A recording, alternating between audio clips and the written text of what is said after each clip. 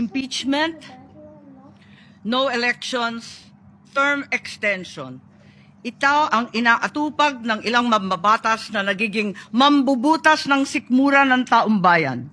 Inuuna ito kesa gutom, trabaho, kalusugan, kabuhayan. Gusto nilang pahabain ang paghihirap ng Pilipino. Gusto ata nilang gumapang ang bayan sa dusa, gaya ng paggapang ng mga buhaya sa kaban ng bayan at konstitusyon.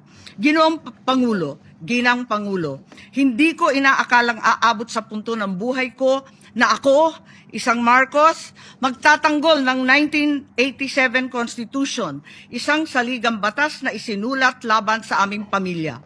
Pero sa huling pagbisita ko sa libingan ng mga bayani sa puntod ng aking ama, pinaalala ako ng mga kasagang nakasulat sa kanyang himlayan, Pilipino.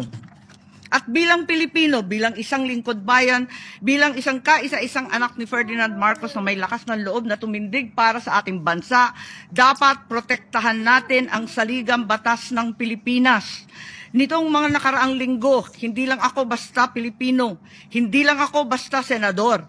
Naging reporter pa at vlogger dahil walang mag-cover sa totoong nangyayari. Pero napakaraming nagko-cover up sa mga korap na politiko. Kung meron nakakaalam sa galit ng bayan pagdating sa pagpapahaba ng poder sa kapangyarihan, nasa unahan na ako ng listahan. Hindi ako makakapayag na walang maisabuhay sa mga aral ng kasaysayan. Noong naharang natin ang PI na yan, People's Initiative, noong Enero 2024, hindi naman sila tumigil. Noong 12 ng Agosto 2025, unang inihayag ni Bongbong Marcos ng ating Pangulo na hindi niya tututulan ang isang Constitutional Convention o CONCON upang ayusin umano ang mga butas sa saligang batas, kasunod ng pahiwatig ng Kongreso na sumusuporta nito. Pagsapit ng Nobyembre, nung nakaraang taon din, naghain na si Congressman Ronaldo Puno at mga miyembro ng NUP, National Unity Party, ng House Bill 5870 naglalayong magpatawag ng Constitutional Convention upang magmungkahi ng mga amyenda sa konstitusyon. Noong 30 ng Enero 2026, nagpahayag naman si dating Senate President Soto ng suporta sa pagtalakay ng mga amyenda sa konstitusyon matapos ang desisyon ng Korte Suprema kaugnay ng impeachment laban kay VP Sara Duterte. Agad itong ikinatuwa ng tropang NUP na nagsabing mahalaga ang kooperasyon ng Senado upang maisulong ang mga reforma sa saligang batas.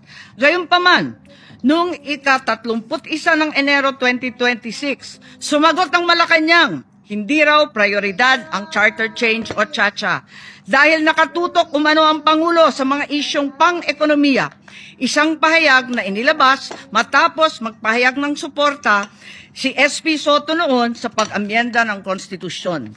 Sa gitna ng debateng ito, naghain noong ika-7 ng Pebrero 2026 yung dating ARTA, Rabindranath Kilala, ng isang radikal na panukala, buwagin ang Senado, pati na rin ang Kongreso at lahat ng lokal na sanggunian, paltan ng isang National Legislative Assembly, maari umano makatipid ng hanggang 1 trilyong taon-taon.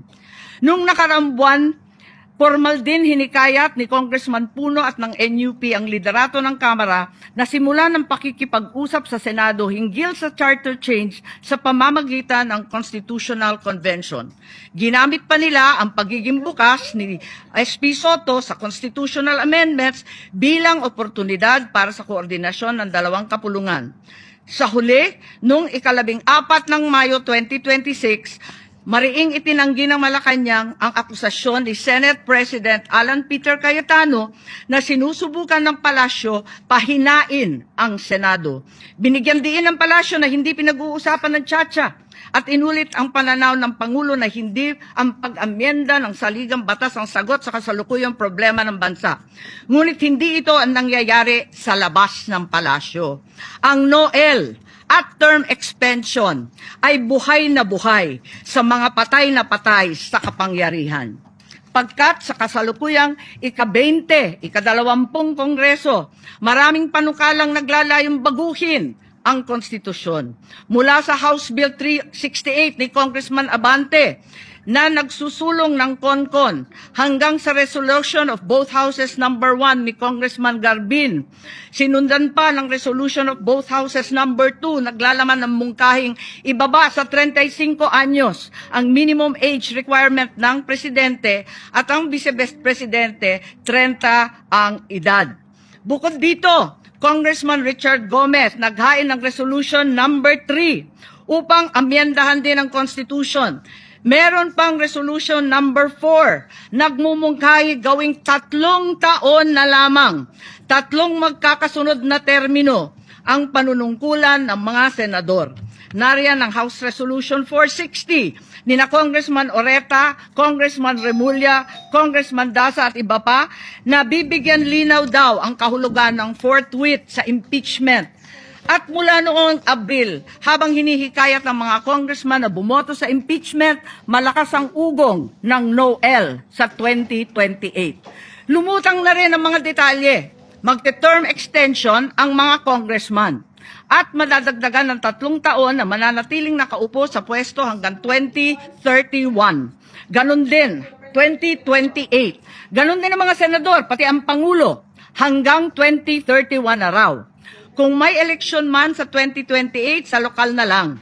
Kaya, Visayas o Mindanao ka man, suportado ng iglesia o hindi, walang problema dahil walang eleksyon. Kaya ang tanong ngayon, ayaw ba talaga ng palasyo sa Chacha o kunwari lang? O talaga bang wala ng respeto sa Pangulo? Bukod kay Lito Banayo, napakarami kong sources patungkol sa mga meeting na naganap para sa isinusulong na Constituent Assembly o CONAS. Mga kalipunan ng mga politikong hindi nananalo sa mga matataas na posisyon, inaambisyon nila. Kung hindi kayang manalo sa boto, baguhin na lang ang konstitusyon. Noon pa man, hindi ako naging hadlang sa pagbabago, kumpara lamang sa ekonomiya at ikagiginhawa ng buhay ng Pilipino. Pero magagaling ang mga buwaya, tahimik na gumagapang upang malamon pati ang konstitusyon. Kung nagsisinungaling ang mga nagsumbong sa akin, kung sasabihin kasinungalingan ang sinabi ko ngayon at ang pinalabas, hinihikayat ko ang mga senador ngayon sa ating bulwagan. Ipangako natin sa taong bayan na may eleksyon sa 2028 mula sa presidential hanggang sa lokal. At Madam President, magiging masaya akong mapatunayan na mali ako dahil ibig sabihin nun, mananalo ang tama. In the interest of time and that this chamber may proceed with its scheduled legislative business, I will not entertain any interpellations at this juncture and would rather allow the facts in the video as well as confronting this nation to resonate fully with this chamber and the Filipino people. I urge this body to look deeply into what we have witnessed today, act with vigilance, courage, and fidelity to the Constitution we swore to defend. Maraming salamat po.